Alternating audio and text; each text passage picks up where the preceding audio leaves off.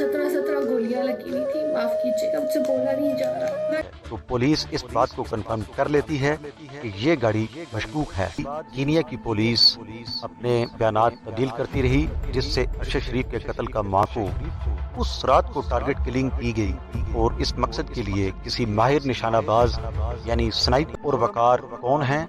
और कीनिया में कब से मौजूद हैं, इनके कारोबार और मामलात क्या हैं और ये किसके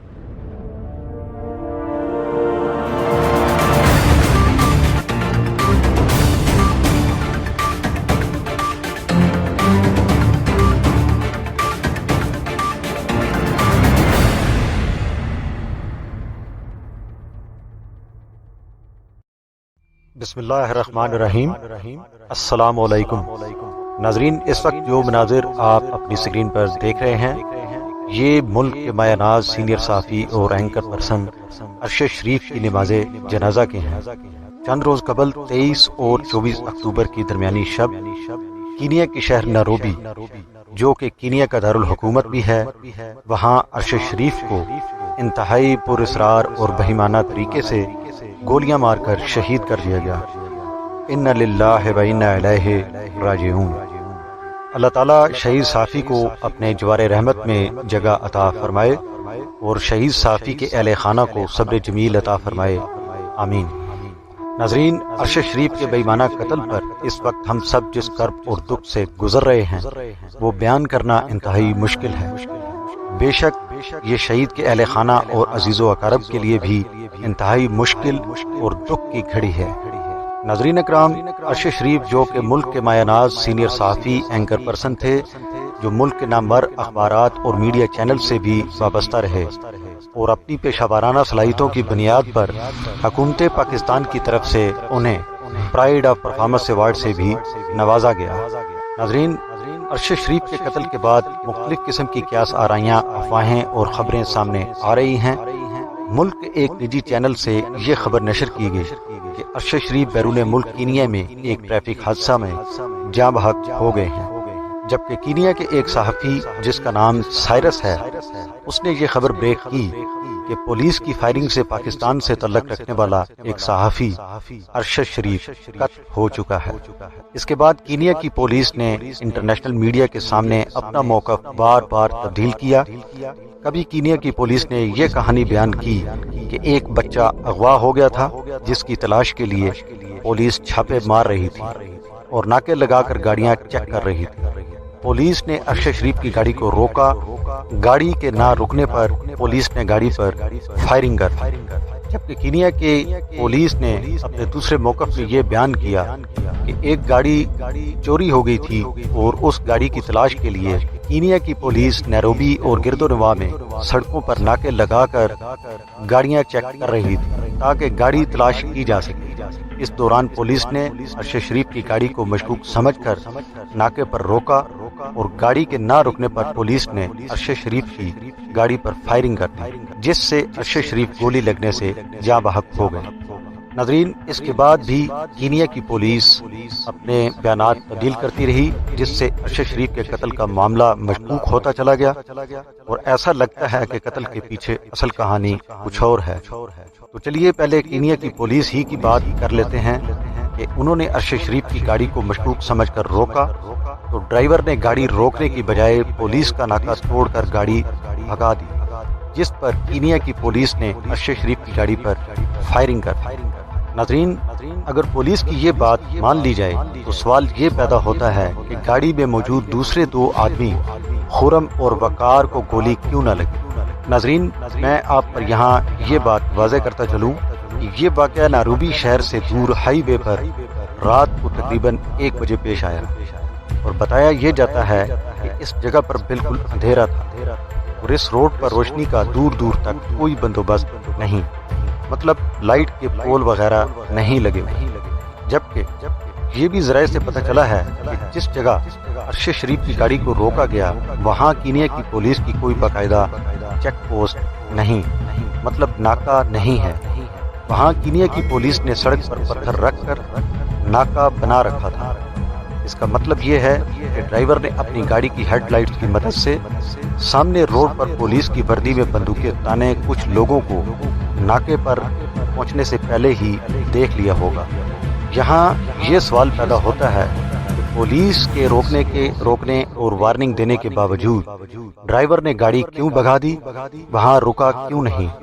ناظرین، ذرائع کے مطابق کینیا میں ایسی تاریخ ہائی ویز پر رات کو ڈکیتی کی وارداتیں ہوتی ہیں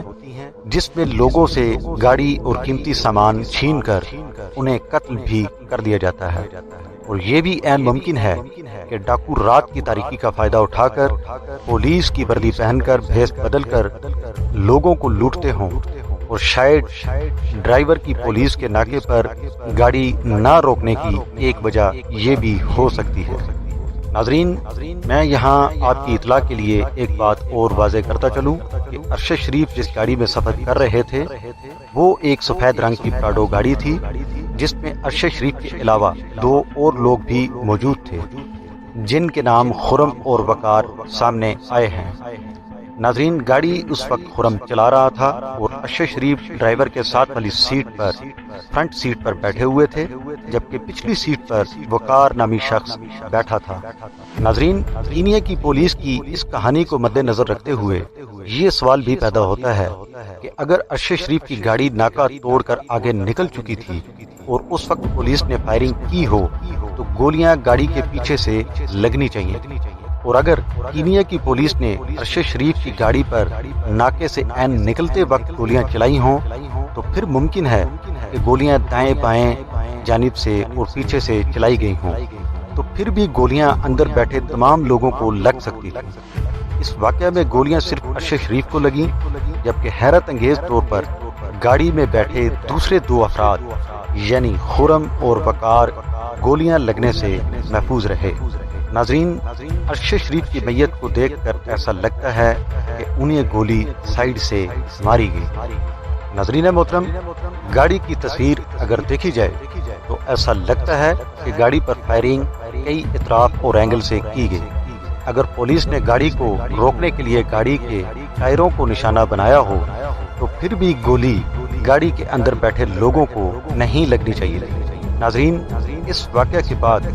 جب کینیا میں موجود پاکستانی ایمبیسی کے آفیسرز تک یہ بات پہنچی تو پاکستانی ایمبیسی کے آفیسرز نے ارشد شریف کے ساتھ گاڑی میں موجود خرم اور وقار کے ساتھ ملنا چاہا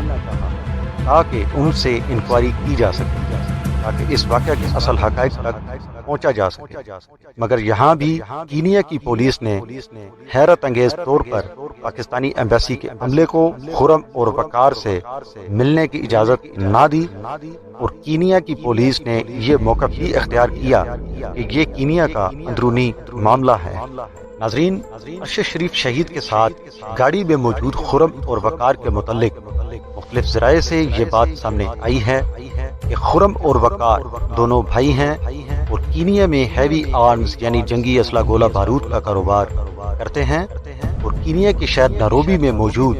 کئی 100 ایکڑ ایک فارم ہاؤس میں رہتے ہیں۔ اس فارم ہاؤس پر اسلحہ گولہ بارود کو ٹیسٹ کرنے کے لیے اور ٹریننگ کے لیے ایک فائرنگ رینج بھی موجود ہے۔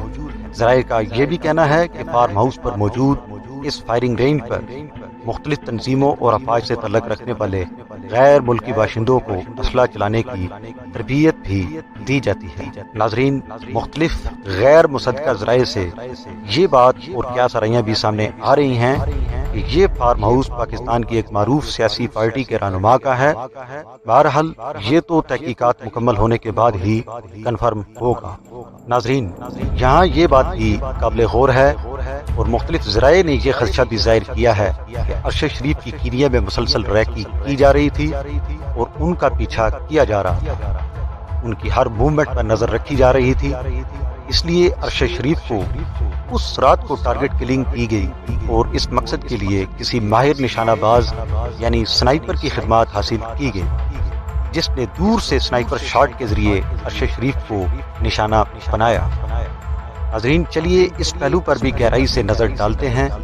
اور دیکھتے ہیں کہ ارشد شریف کو سنائپر نے نشانہ بنایا یا یہ بھی محض قیاس آرائی ہی ہے۔ ناظرین اکرام، کسی موونگ ٹارگٹ کو نشانہ بنانے کے لیے سنائپر کو بہت سی چیزیں کیلکولیٹ کرنا پڑتی ہیں، جس میں ٹارگٹ کی دوری، رینج، موونگ ٹارگٹ کی سپیڈ، ٹارگٹ کی ڈائریکشن اور اینگل، انوائرمنٹ ٹمپریچر اور ہیومیڈیٹی، ہوا میں نمی، لائٹ، ہوا کی رفتار اور بلٹ کی ویلاسٹی وغیرہ، تب کہیں جا کر سنائپر ان تمام پیرامیٹرز کی بنیاد پر اپنی رائفل اور اس پر لگی ٹیلیسکوپ کو کیلیبریٹ کرتا ہے۔ یہاں یہ بات بھی قابل ذکر ہے کہ ہائی سپیڈ موونگ ٹارگٹ کو نشانہ بنانے کے لیے سنائپر کی کوشش ہوتی ہے کہ وہ سامنے ٹارگٹ کو نشانہ بنائے، کیونکہ سامنے سے آنے والا ٹارگٹ زیادہ سٹیبل ہوتا ہے اور سنائپر کو اپنی رائفل کو بہت کم حرکت دینا پڑتی ہے۔ ہائی سپیڈ موونگ ٹارگٹ کو سنائپر شاٹ سے سائیڈ سے نشانہ بنانا انتہائی مشکل ہوتا ہے، اور یہ بہت کم چانسز ہوتے ہیں کہ سنائپر رات کے اندھیرے میں کسی کو 1 کلومیٹر یا اس سے زیادہ دوری سے نشانہ بنائے۔ ارشد شریف شہید کا قتل ہونا جس جگہ بتایا جا رہا ہے اس علاقے میں مکمل اندھیرا تھا۔ ناظرین، پولیس ناکہ کیسے لگاتی ہے اور اس میں سڑک یا ہائی ویز پر گاڑی کو روکنے کے لیے کون سا طریقہ عام طور پر استعمال کیا جاتا ہے، چلیے اسے بھی جان لیتے ہیں۔ ناظرین، جب پولیس کسی مشکوک گاڑی کو روکنے کے لیے روڈ پر ناکہ لگاتی ہے تو اس میں 4 پارٹیاں تشکیل دی جاتی ہیں، جس میں پولیس کی پہلی پارٹی ہاتھ میں پلے کارڈ اٹھا کر ہاتھ سے گاڑی کو رکنے کا اشارہ کرتی ہے۔ اگر گاڑی نہیں رکتی تو چند گز آگے کھڑی پولیس کی دوسری پارٹی اس گاڑی پر سامنے سے رائفل تان کر رکنے کا اشارہ کرتی ہے، مگر اس پر فائرنگ نہیں کرتی، اور اگر گاڑی اس جگہ بھی نہیں رکتی تو مزید چند گز کے فاصلے پر گاڑی پولیس کی تیسری پارٹی گاڑی پر بندوق تان کر روکنے کا کاشن دیتی ہے، مگر اس پر فائرنگ نہیں کرتی، اور اگر یہ گاڑی اس تیسرے سیکورٹی بیریئر کو بھی کراس کر جاتی ہے تو پولیس اس بات کو کنفرم کر لیتی ہے کہ یہ گاڑی مشکوک ہے۔ جب یہ مشکوک گاڑی 3 سیکورٹی بیریئر بغیر رکے کراس کر جاتی ہے تو پولیس کی چوتھی پارٹی جو چند گز آگے چوتھے سیکورٹی بیریئر پر بندوقیں تانے کھڑی ہوتی ہے، وہ گاڑی کے ٹائروں کو نشانہ بناتے ہیں، اور ان کی پوری کوشش ہوتی ہے کہ گاڑی کے اندر بیٹھے لوگوں کو گولی نہ لگے، اور اگر اس مشکوک گاڑی کے اندر سے پولیس پارٹی پر فائر کیا جاتا ہے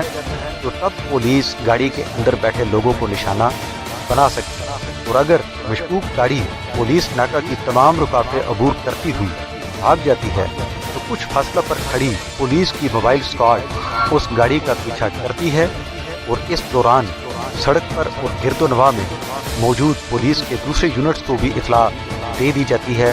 اور اس طرح یہ سب مل کر گاڑی کو گھیرے میں لے کر روک لیتے ہیں۔ ناظرین، ارشد شریف شہید کے قتل کا معاملہ انتہائی مشکوک ہے۔ کینیا کی پولیس کا بار بار اپنا بیان تبدیل کرنا، ارشد شریف شہید کی گاڑی میں موجود خرم اور وقار نامی اشخاص کو پاکستانی ایمبیسی کے حکام سے نہ ملنے دینا، ان سے پوچھ گچھ نہ کرنے دینا اس معاملہ کو انتہائی مشکوک بنا دیتا ہے۔ کچھ ذرائع سے یہ بات بھی سامنے آئی ہے کہ ارشد شریف کو شارٹ رینج سے نشانہ بنایا گیا اور انہیں 2 گولیاں لگی، جس سے اس بات کا کبھی امکان ہے کہ یا تو انہیں پہلے قتل کیا گیا اور بعد میں گاڑی میں لایا گیا، یا پھر ارشد شریف شہید کو پہچان کر صرف انہیں ہی گاڑی میں قتل کیا گیا۔ کچھ ذرائع یہ بھی کہہ رہے ہیں کہ جب ارشد شریف کو گولی لگی تو ڈرائیور یعنی خرم گاڑی کو بھگا کر اس جگہ سے کافی دور اپنے دوست کے گھر طبی امداد کی غرض سے لے گیا، مگر ارشد شریف شہید راستے میں ہی زخموں کی تاب نہ لاتے ہوئے دم توڑ چکے تھے، اس لیے خرم اور وقار ہی اس بےایمانہ قتل کے سراغ لگانے والی رسی کے وہ سرے ہیں جن کے ذریعے اصل قاتلوں تک اور قتل کی اصل وجوہات تک پہنچا جا سکتا ہے۔ ناظرین، جب تک پاکستان کے تحقیقاتی ادارے اور جوڈیشل کمیشن انکوائری اور اس قتل کی تحقیقات مکمل نہیں کر لیتے اور اصل حقائق اور وجوہات سامنے نہیں آ جاتی، تب تک تمام باتیں قیاس آرائیاں ہی ہیں۔ ناظرین، پاکستان کے تمام صحافی برادری نے اور پوری قوم نے یہ مطالبہ کیا ہے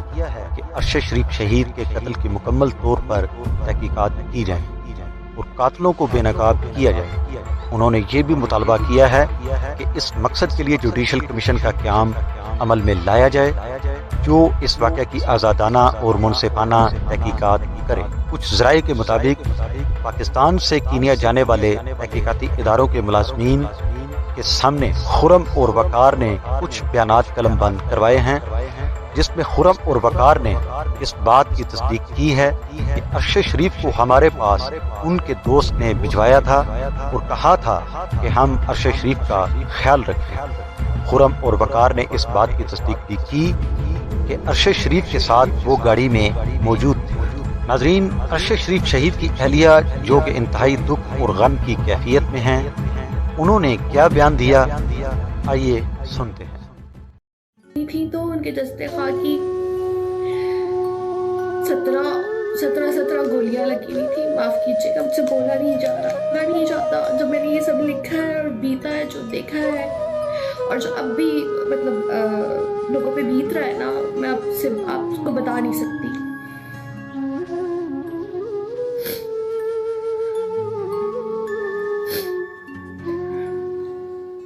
ناظرین، اس وقت حکومت پاکستان حرکت میں آ چکی ہے اور پاکستان کے تحقیقاتی ادارے اس قتل کی تحقیقات کے لیے کینیا روانہ ہو چکے ہیں، اور ہم سب یہ امید کرتے ہیں کہ عرش شریف شہید کے قاتلوں کو گرفتار کر کے پاکستان لایا جائے گا اور انہیں ان کے کیفر کردار تک پہنچایا جائے گا۔ یہ سوال ہر پاکستانی کے ذہن میں ہوں گے اور ان سوالوں کے جواب قوم کے سامنے رکھنا ضروری ہے۔ نمبر 1، عرش شریف شہید کو نوکری سے کیوں نکالا گیا اور انہوں نے پاکستان کیوں اور کس کے کہنے پر چھوڑا؟ نمبر 2، عرش شریف شہید پہلے دبئی، پھر لندن اور اس کے بعد کینیا کے شہر نائروبی کس کے کہنے پر گئے؟ وہ کون سے لوگ ہیں جو اس ساری کارروائی کے دوران ان سے رابطے میں رہے؟ نمبر 3، خرم اور وقار کون ہیں اور کینیا میں کب سے موجود ہیں؟ ان کے کاروبار اور معاملات کیا ہیں اور یہ کس کے لیے کام کرتے ہیں؟ نمبر 4، جس فارم ہاؤس پر عرش شریف شہید رہائش پذیر تھے وہ فارم ہاؤس کس کا ہے؟ نمبر 5، اگر کسی نے عرش شریف کو کینیا خود بلایا تھا یا انہیں وہاں بھیجا گیا تو پھر عرش شریف شہید کی حفاظت کے لیے خاطر خواہ اقدامات کیوں نہ اٹھائے گا؟ نمبر 6، مختلف ذرائع سے یہ بات بھی سننے میں آ رہی ہے کہ کینیا ایک انتہائی غیر محفوظ ملک ہے اور دنیا جہان کے غیر قانونی اسلحہ منشیات کے ڈیلر، گینگسٹرز اور مافیاز کی آماج گاہ ہے، اور اگر ایسی ہی بات تھی تو پھر عرش شریف شہید کو خون اور آگ کے اس دریا میں کس نے دھکیلا؟ کون انہیں اس مقتل کی طرف لے کر گیا جہاں سے ان کا زندہ بچ نکلنا ناممکن ہو گیا؟ اپنی ویڈیو کا اختتام اس دعا پر کروں گا کہ اللہ تعالیٰ عرش شریف شہید کی مغفرت فرمائے اور شہید کے درجات کو بلندی عطا فرمائے اور انہیں اپنے جوار رحمت میں جگہ عطا فرمائے اور ان کے اہل خانہ کو صبر جمیل عطا فرمائے، آمین۔ اللہ تعالیٰ ہم سب کو اور ہمارے پیارے وطن پاکستان کو اپنی حفظ و امان میں رکھے، آمین۔ پاکستان زندہ باد۔